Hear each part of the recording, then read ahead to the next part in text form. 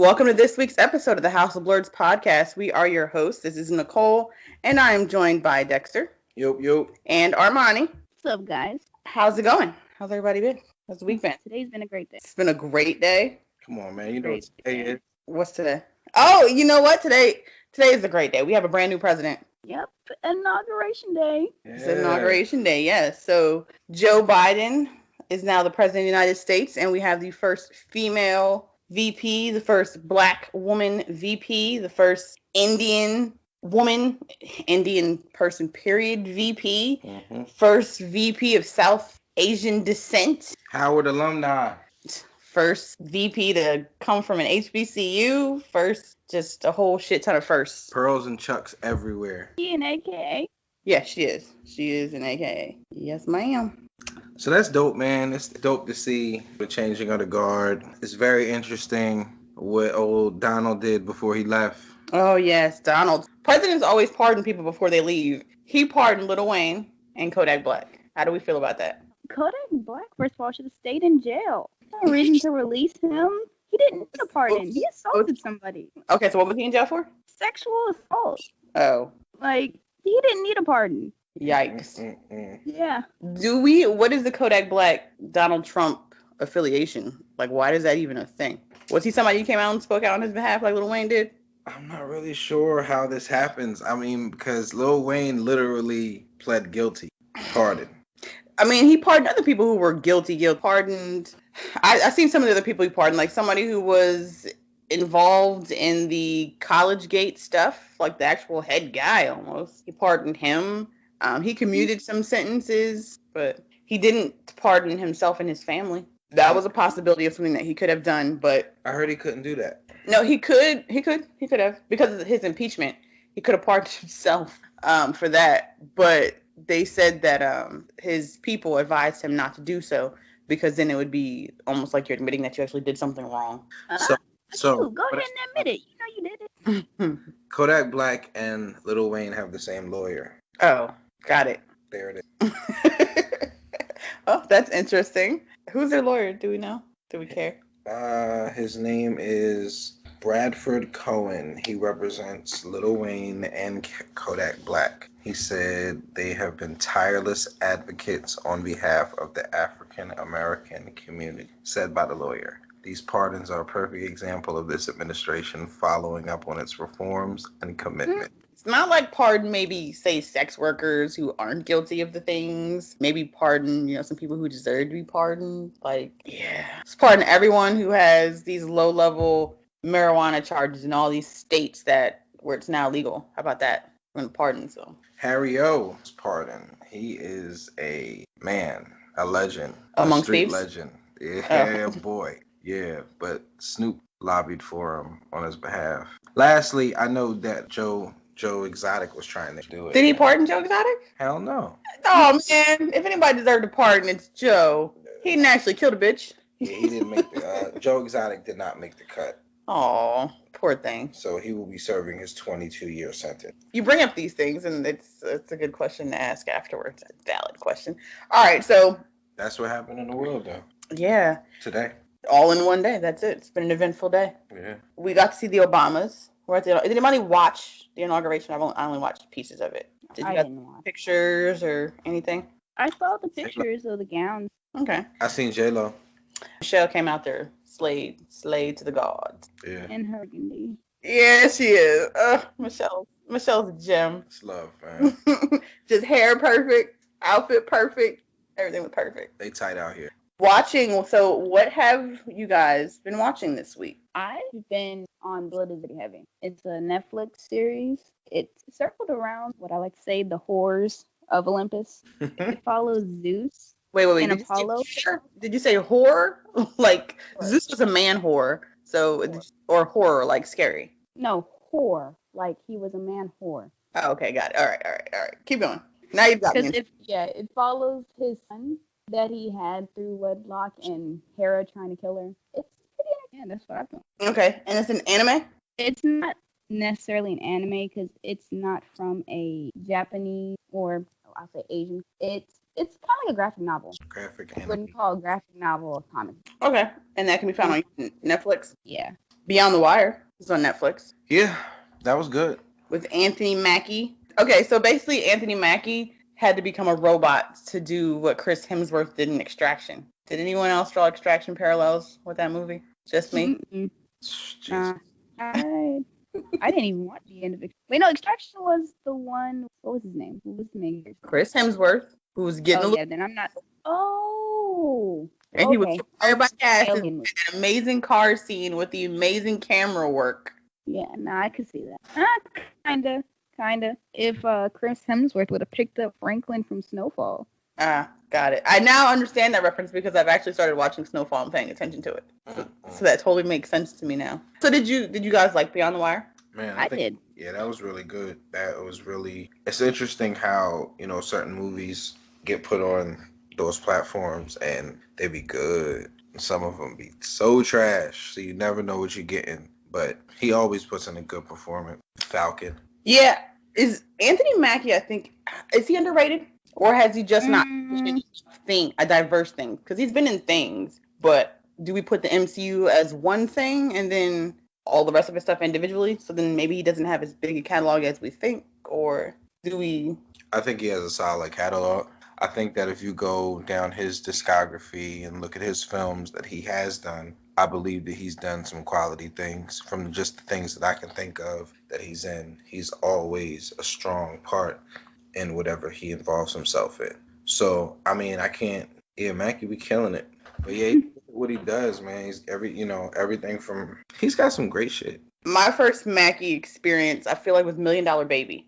Armani, do you know what your first Anthony Mackie experience was? Yeah, I do actually. My first introduction to Anthony Mackie was when I found out that he was Clarence. He lived in his house with his real nice parents. 8 Mile. You're right. Maybe it was 8 Mile. I'm trying to think, did I see him on anything before that? Because I feel like the first time that I seen Anthony Mackie was on She Hate Me, or the film She Hate Me, the Spike Lee joint with Kerry Washington. However, I think Papa Doc was before that. He was in Hollywood Homicide. He was in Manchurian Candidate.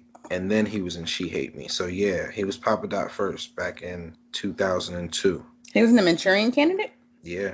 I don't even think I watched that one with Denzel. He was in Sucker Free City. He was in Million Dollar Baby. Those are all in 2004. Yeah, Shawrell. He was in We Are Marshall, Hurt Locker, Eagle Eye, Notorious, because he played Tupac. He was in Detroit too. Yeah. He was in Man on the Ledge. He was in Abraham Lincoln, Vampire Hunter. All right, so the Mackie has been booked and busy. He's definitely booked and busy. And he was even on, a lot of the Marvel movies he was in, because he was in Ant-Man. Yeah, he was in The Hate You Give. Booked and busy is the word. Not to mention that they pushed him on 2 Netflix series, because he was on Black Mirror in the first episode. Oh, yeah. Yeah. and he was also in Altered Carbon, which is the other Netflix series in which he was, I'm not sure if he's in both seasons or even if there is 2 seasons. I think there is. But he was on The Banker. Like, he's out here giving everybody exclusives. He got Apple exclusive. He got a Netflix exclusive show. He got a Netflix exclusive movie. Mr. Exclusive. He already giving them, All right. Well, also on Netflix, I watched The Girl with the Dragon Tattoo this week on Netflix. That's Trilogy, right? Yes, it is a trilogy. Not all of them are out yet, though. However, it is the remake. I watched the remake, not the original Girl with the Dragon Tattoo. So I watched the one that has Daniel Craig. So trigger warning for if you've never watched The Girl with the Dragon Tattoo, there is rape and domestic violence, and it's pretty aggressive, but it was a good movie. I do want to see the sequel to it. Armani, have either one of y'all ever watched it? Armani? I haven't.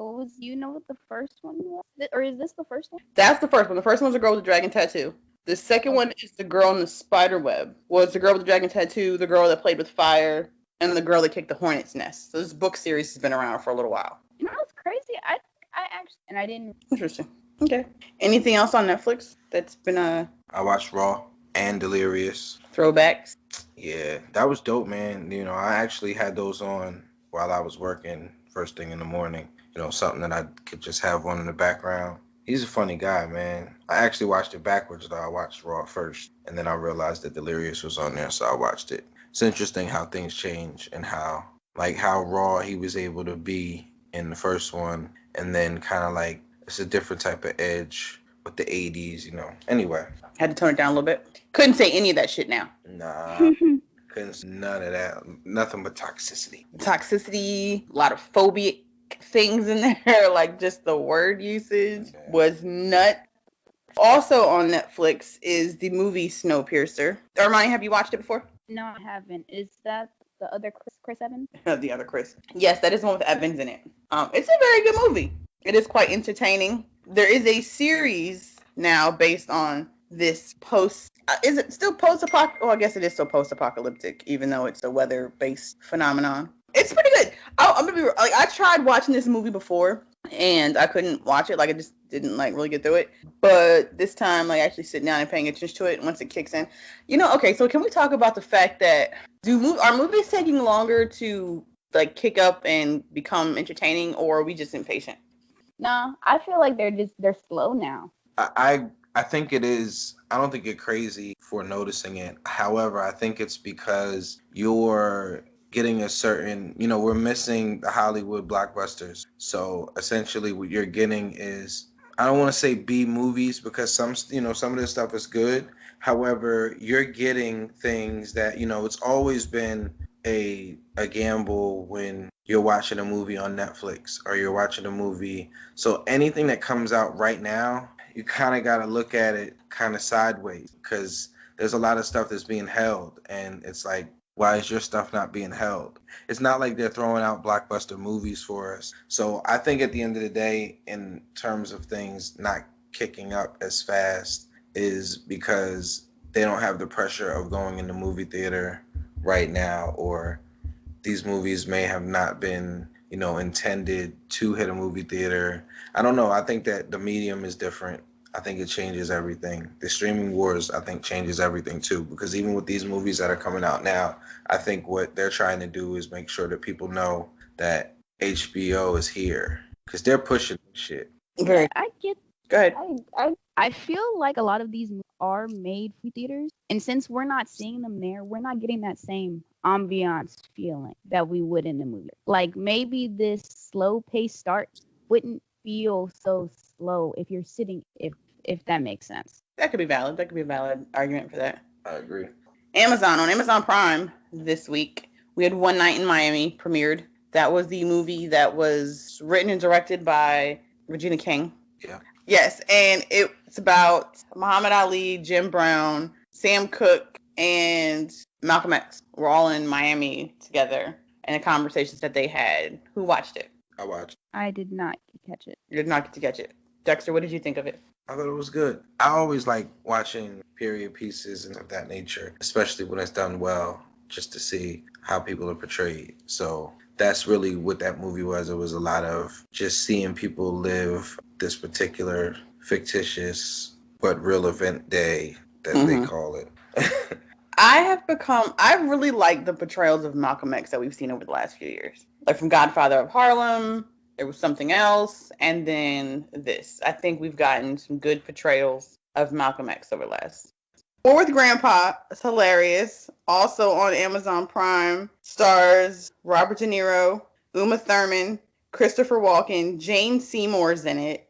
It's got a nice little cast of people, like older people that you'll recognize. And I've never seen Uma Thurman just play somebody's mom. I was intrigued by that alone. This is the life the bride deserves. Yes. And it's funny because she gets fucked up the whole movie. It's a comedy.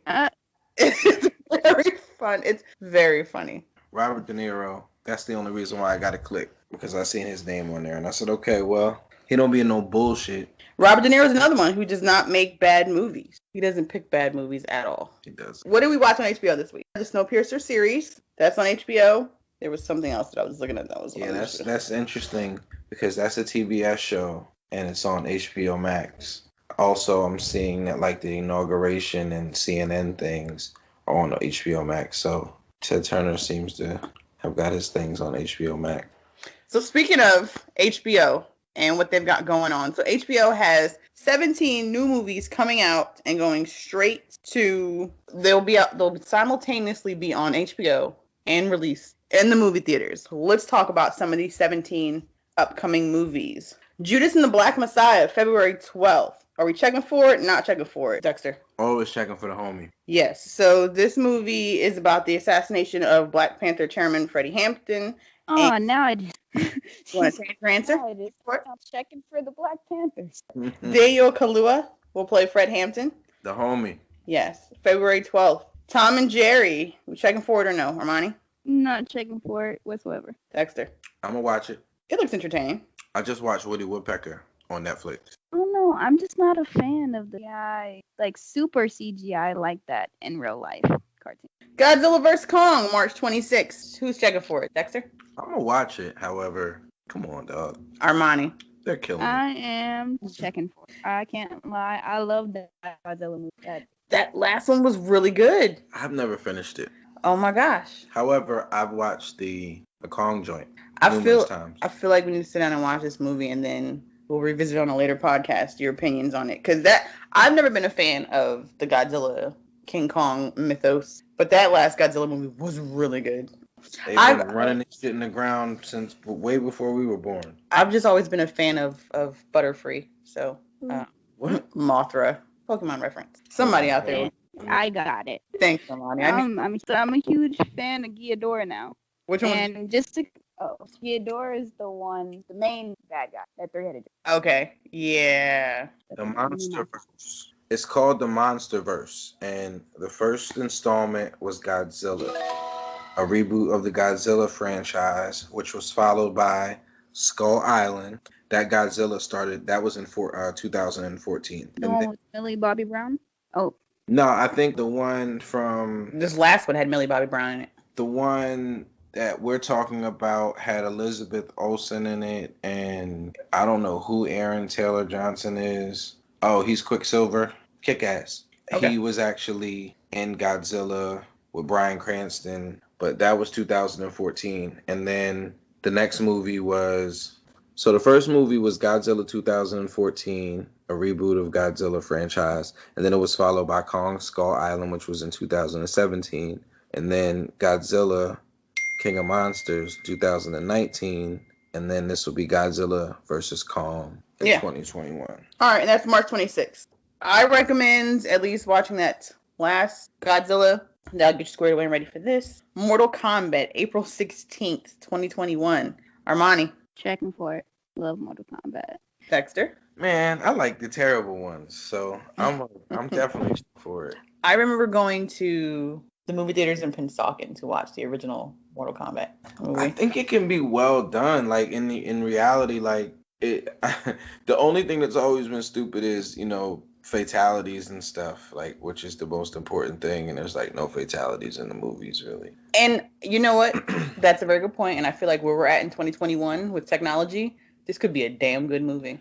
But essentially, is it final, or they just come the fuck back, like when you reset the game, or you continue?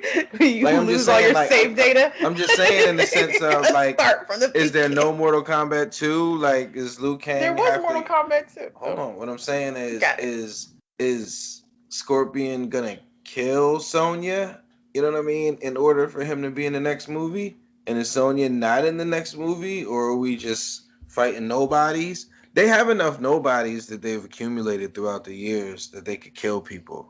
Like, you know what I'm saying? Like, they could just make sure that Sub-Zero, Scorpion, all the main, like, 9 or 10 of them, stay alive, and, they could kill off Cyborg or whatever the hell. Jax? Yeah, like, no. Oh, the black man? He's like you said Cyborg. I was Black Cyborg. No, but I'm talking about just, I didn't know it was like that. I'm just talking about, like, a obscure character, like Katana's daughter or something. Gotcha. Yeah. So casting-wise, they've confirmed Liu Kang, Raiden, Sonya, Jax, Sub-Zero, Kano, and Scorpion, of course. So you've got the main... Yeah, main people. Are going to be in it, of course. Okay. The Conjuring, The Devil Made Me Do It, June 4th. Armani. Kind of checking for it. I'm going to watch it. Dexter? Same. I really don't know exactly how I'm feeling about The Conjuring. They took one of the best franchises, I think, and they kind of been playing with it lately, so... I hope it's good. You? So I am, because I like the Conjuring movies. The last one came out in 2016. Was that just The Conjuring 2? Yeah. But Okay. isn't So not the full universe. but isn't all the Annabelle stuff and isn't that the same universe? It is, but it doesn't have this cast though. It doesn't have. Vera Farmiga and Patrick Wilson. Mm-hmm. They're not in the Annabelle movies, all right? I think No, not original. I'm not sure, to be honest with you. I think they're in one. I don't know. He has the Annabelle doll was in his little storage spot, so I don't know. But yeah, I'm looking forward to Conjuring. Always one of the best scary movies ever. We're gonna talk about scary movies. In the Heights, June 18th. Armani. Definitely checking. I was about to say, I know you are. Anthony Ramos out here booked and busy. Yes, he has been. We've watched several movies with him in it, and I appreciate the fact whenever I see him and Jasmine Cephas-Jones together in things, because we just watched. So together, it was Honest Thief. Honest Thief, yes. It's a Liam Neeson movie where he's trying to go straight. He's a reformed bank robber who falls in love, decides he wants to turn himself in because he found someone that he loves and he wants to be able to visit her and have a life with her and be honest with her. And the cops that he sends to his storage unit to get like the money to prove that he is who he says he is, they decide they're going to keep the money and they want to get rid of him. And then it just turns, it goes left. But anyway, so Anthony Ramos was in that as a cop and Jasmine Cephas-Jones played his wife in that movie. So it's kind of where that was going. Back to In the Heights. He's essentially created value for me, so anything that he's in, I'm definitely willing to check out. I love the soundtrack to In the Heights. Lin-Manuel Miranda is a genius, so definitely looking forward to that. Space Jam: A New Legacy, July 16th. Armani. I can't lie, I'm not really checking for it. Space Jam, the first one was cute. It was good. Didn't need to be a second one. So. Dexter. It's a special day. So you're not gonna spend it watching Space Jam? No. It's like, nah. I'm definitely gonna watch Space Jam. Probably with my kids. Got it. LeBron James is gonna be in it. Yeah, I'm excited. Like, I don't see them messing up that franchise, and I don't see LeBron touching something that's not gonna be great. Yeah, man. Come on, man, King. Suicide Squad, August 6th. Armani. Checking for it. Is this a remake though, or is this a continuation? Sequel, definitely. Most finally got around to watching Suicide Squad. You just watched Suicide Squad for the first time? Yeah, I did. And what'd you think of it? Great. I'm surprised I didn't watch it earlier. Or I never finished it, I'll say that. I had started it, but I never actually. Got it. So, Dexter. Definitely. I like all of them, especially like the. I like maybe like the last 8 DC movies. So this one adds Idris Elba and John Cena to the cast. Part sequel and part just standalone movie, which I don't know what the hell that even means, but it's a sequel. So it's a sequel. Maybe it'll have its own sequel. Called the third one? In the little movie. Gotta understand. All right. Something I have been waiting years for. The mini Gumby? Oh. Did you say Gumby? Hey, Pokey. Armani, is that what you just said? Yeah. I see what we're doing tonight. The Many Saints of Newark, September 24th. Is anyone looking forward to this as much as I am? It is the prequel to The Sopranos. Follows Tony's dad when he was younger. It's going to have Leslie Odom Jr. in it. Michael Gandolfini playing the younger version of his late father, James Gandolfini. So we get to see young Tony Soprano's life. When's that come out? It comes out September 24th. Sounds awesome. So I cannot wait. A lot of us were not very pleased with how Sopranos ended. I've never watched it. I'll watch it by then. Armani, do you have any desire to watch Sopranos? Actually, I did say that I was to get around sometime to watching the first 3 seasons of Fargo and The Sopranos. Got it. Okay. Dune, October 1st. So this was a big blockbuster movie that was pushed back and postponed. It now has a home and a release date on HBO. Anyone looking forward to this, Dexter? I am. Shout out to Tom. Tom is definitely excited about this. Armani? You? No. I'll watch it, but I'm not exactly checking. Yeah, same. I don't know much about the original Dune. It looks visually stunning, like the stuff that I've seen of it, and because of the cast, Jason Momoa, Zendaya's in it, so definitely watch it. I think it'd be hard to fumble something with that cast in it. King Richard, November 19th. Will Smith plays Venus and Serena's dad, and King Richard, or just like a biopic. What do you guys think? Definitely looking forward to that. Come on, man. I love Will. Armani? Checking for it. Okay. Next movie needs no introduction or summarization. The Matrix 4, December 22nd. Oh, they hoping that them movie theaters is open for that, boy. I'll go to the movie theater for that. So let's talk about that. I get the vaccine for that. Let's talk about that for a minute. So movie theaters have been open. Okay, granted we are in a pandemic. I doubt that movie theaters are packed. I don't think they're probably not selling. I have not been to a movie theater post-pandemic, but I highly doubt that they're packing movie theaters. I mean, do you think it's really that bad to go to the movies? People are going to restaurants. People are flying on planes. I don't know. Is it like the grocery store is probably more packed than a movie theater? What pack got to do? Just close proximity, people coughing, things like that is what I'm thinking in my head. Dirty's dirty. If they don't have every seat being used, I wonder what they are using to clean the theaters. Like, how are you sanitizing seats and things like that? It's probably. I'll back it up. So The Matrix 4, definitely a movie theater worthy movie. Like, that's definitely one of the bigger ones on here that for sure deserves a movie theater audience. I didn't know they were making another one. Yes, because simultaneously he was shooting Cyberpunk, The Matrix, and the next John Wick movie, because I believe John Wick and The Matrix were supposed to release the same weekend or the same week, if I'm not mistaken. I don't know what the status on John Wick. The stupid ideas was that? To have a Keanu Reeves week? Who fuck knows? Just go against one another. Yeah. Reminisce, to be determined movie starring Hugh Jackman, Rebecca Ferguson, Tandy Newton, Daniel Wu. What do you guys think about that cast? I like it. I'm checking for. I don't know what it Yep, is. Not much. I mean, it's to be determined. Not much has been released about it, but Hugh Jackman's been off the big screen and the little screen for a little while, hasn't he? It's Logan, yeah. When did Greatest Showman? The Greatest Showman was 2017. Those Who Wish Me Dead, starring Angelina Jolie, Nicholas Hoult, Tyler Perry, John Barenthal, and the Montana Wilderness, consumed by wildfire. Who's Taylor Sheridan? Those Who Wish Me Dead, 2021, has a good cast, it looks like, to it. It stars Angelina Jolie, Tyler. I did say Tyler Perry. Tyler Perry and Angelina. For Tyler Perry. Yo, okay, so I was somewhere and someone was shitting on Tyler Perry's Alex Cross. And I don't think I appreciate it. Where the fuck was he at? Oh, that was one of his better movies. I did too. I like that. I thought he did a good job in that movie. Taylor Sheridan is the deputy chief from Sons of Anarchy. I think that's from the first 2 seasons. Got it. Okay, I know who he is. Yes. Oh, okay. Yeah, no, I'm not saying Tyler Perry in the woods. Tyler Perry and John Barenthal. So I think that Tyler Perry might low-key be a better actor than he has cast himself in. I think he needs someone else to write him parts. Because I liked him in Alex Cross. I liked him in the Why Did I Get Married movies. I think Tyler Perry, I think he's a good actor. He is better than what he has written and what we've seen in Medea. He did it himself. Yeah, I don't. You're not here for it? Nope. Okay. I like Tyler Perry. I'm not ready to jump on that. I'm not ready to get on that hill. That's all.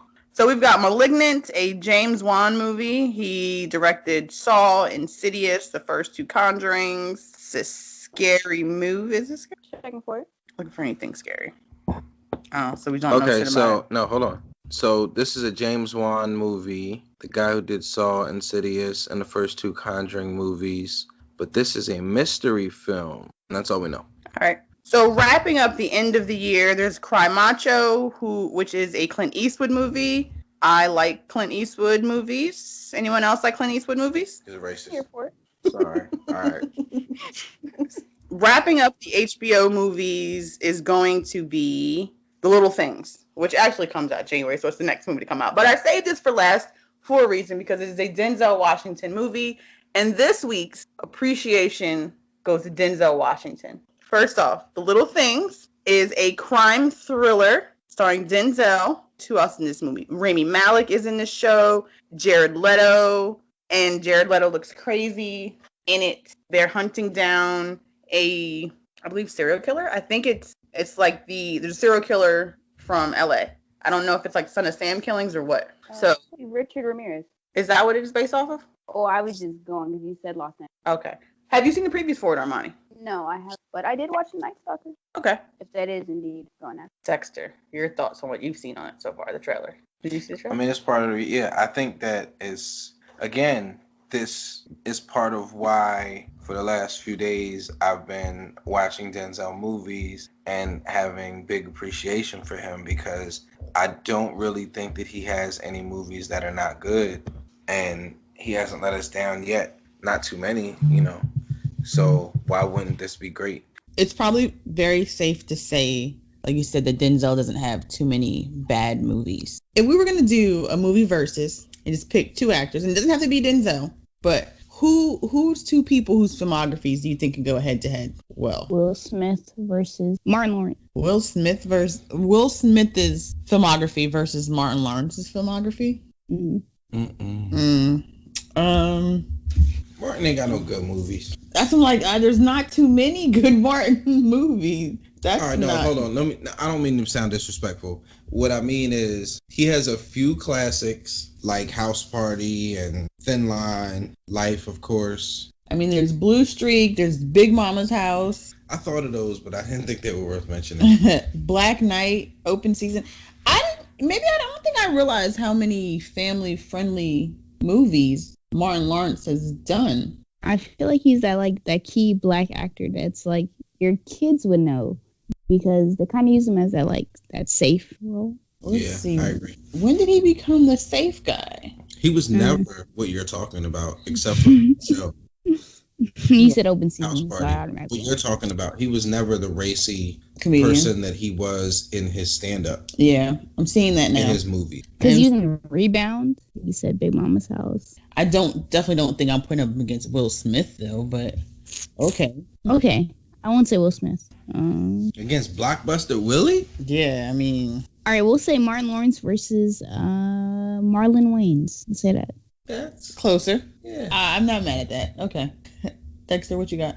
I think that a Eddie Murphy and a Will Smith will be more closer in a yoke. You know what I mean? Like they're closer in comparison because I don't think that Martin, I love Martin and Martin has done huge things. He's got probably the best show of all. However, he hasn't done as much, box office wise as Will. Will is Will is up there Makes sense.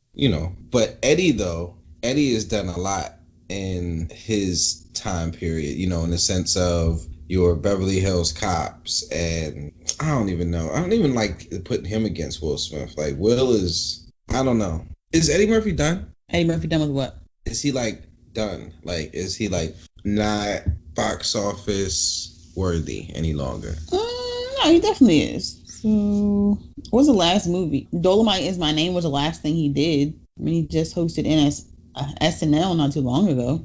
And Coming to America coming out.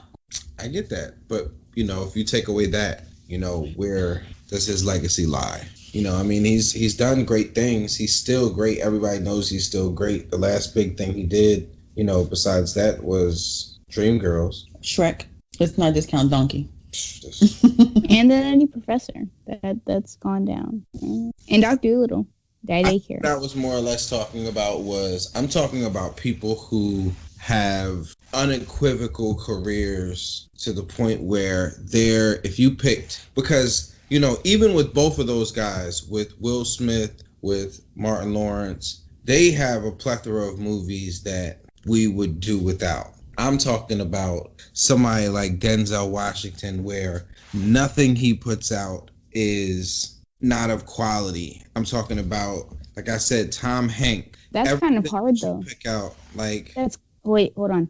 Okay. That's kind of hard because if you look at it, because your name Tom Hanks, Leonardo DiCaprio. So a lot of times we're not faced with black actors have to give away those throwaway roles that it's you're family friendly, trying to that kind of thing, rather than it's you get those big blockbusters that Leo and Tom Hanks would get right off the bat. Because you're not getting a black Christopher Robin. A black Christopher Robin? Yeah. Eddie Murphy could have done that. But he didn't. They gave it to Jude Law. But that's what I'm saying. It's it's kind of harder to put them up against each other. Because it's if Eddie Murphy was white, would he have gotten those same roles that it's you know what I'm saying? Certain roles, you're not casting a black Christopher Robin right off the bat. So of course that went to Oh, go on, Dexter. Even with that said, it's not saying that you can't start off, because even those guys, they all started off with movies where they had to prove themselves. Like Leonardo DiCaprio didn't start out making blockbuster movies. He started out, What's Eating Gilbert Grape? You know what I'm saying? Even but if you look at What's Eating Gilbert Grape and like, what is it? The basketball movie they was in where he played like he was doing drugs or whatever. Yeah. Those are roles that people take, like those are ones that still today people are like, oh, okay, let me quote something from that. Let me grab something from that.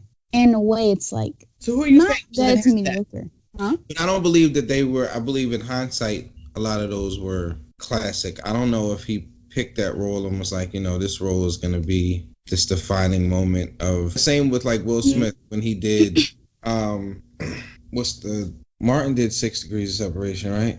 No, that was Will. Mm-hmm. 6 Degrees of Separation.